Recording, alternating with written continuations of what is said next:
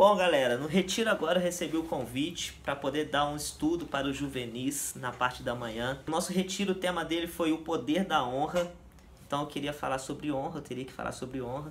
E o estudo que eu tive, ele era um pouco denso, eu fiquei até na dúvida se eu deveria dar ele para os juvenis ou não. Acabei dando e foi bênção, foi muito frutífero e eu queria compartilhar ele com vocês. O estudo que eu dei, ele foi em cima do texto de Êxodo, na passagem dos 10 mandamentos. E eu falei que honrar a Deus, ele tinha 3 pilares, ele tinha 3 bases. O primeiro deles era honrar a Deus mesmo, por contraditório que isso possa parecer. O texto começa falando, olha, não farás imagem para ti, adorarás somente a mim, né? Não falarás meu nome em vão, aquelas coisas todas.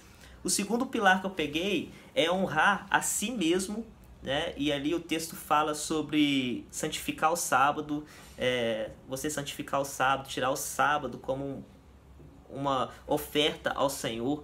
E nisso eu entendi que era mais um princípio assim, Deus querendo que você santificasse, de que você tivesse uma vida purificada e tudo mais, então honrar a si mesmo.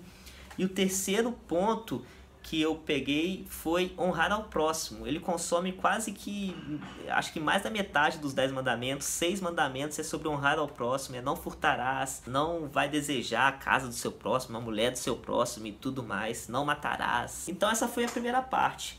E aí, depois disso eu peguei esse texto de Êxodo e eu fiz um paralelo com o texto de Efésios, com os textos de Efésios 4, 5 e 6.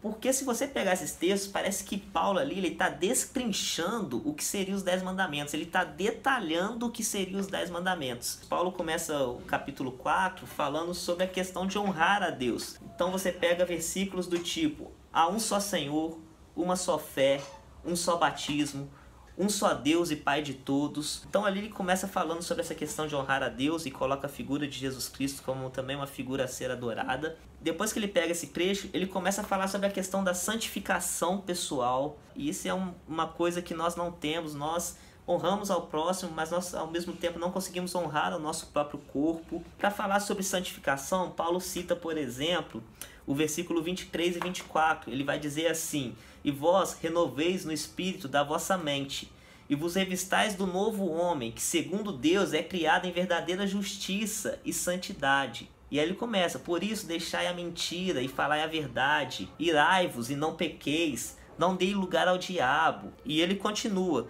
toda amargura e ira e cólera e gritaria e blasfêmia e toda malícia sejam tiradas de dentro de vós. Paulo aqui começa a citar essa questão de santificar a si mesmo, de você honrar o seu corpo, de você honrar aquilo que Deus te deu, que é templo, né? Identificar que o seu corpo é templo do Espírito Santo. E depois Paulo começa falando sobre a questão de honrar ao próximo.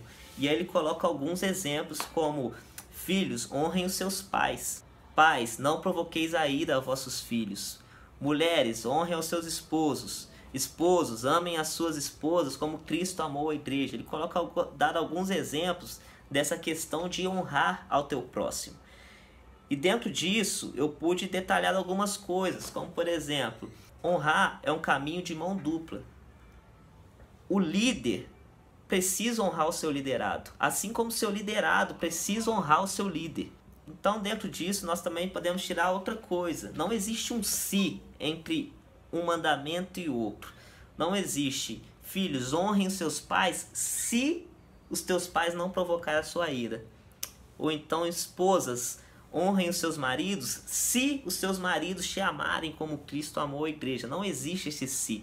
Não existe essa codependência um do outro.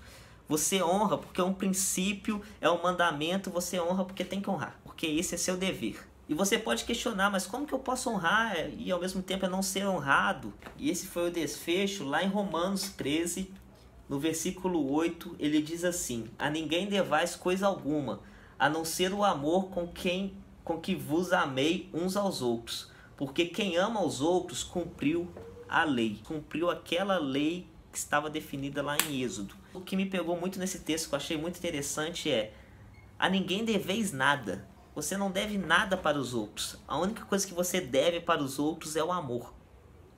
Toda a obra da cruz você não deve nada. Você não tem que pagar porque Jesus morreu por você. Você não tem que fazer nada para pagar isso a não ser o amor.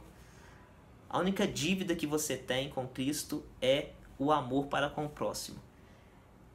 A ninguém deveis nada, a não ser o amor. E eu terminei meu estudo lá no retiro falando sobre isso. Que nós devemos ser devedores de amor. E esse devedor de amor nos leva a honrar a Deus, a honrar a nós mesmos e a honrar o nosso próximo. A Deus dando a honra e a glória que Ele merece. A nós mesmos honrando o templo do Espírito Santo a qual Ele nos presenteou. E o terceiro, honrando ao próximo, porque honrando ao próximo nós estamos cumprindo a lei de Deus. E assim eu termino e espero que essa palavra encontre um lugar no seu coração e que Deus possa falar contigo através dela, assim como falou comigo e falou com todos aqueles juvenis que estavam lá naquela manhã. Bom, eu fiz isso também, galera, para deixar isso daqui registrado. Eu sou péssimo em guardar as coisas que Deus vai me falando, assim, as mensagens que eu vou pregando, os estudos que eu vou dando. Eu sou péssimo em deixar guardado, escrito ou digitado. Então isso aqui também está servindo como uma forma de deixar um arquivo daquilo que eu já falei, daquilo que eu já preguei e também uma maneira de compartilhar com vocês. É isso, obrigado pela atenção e valeu!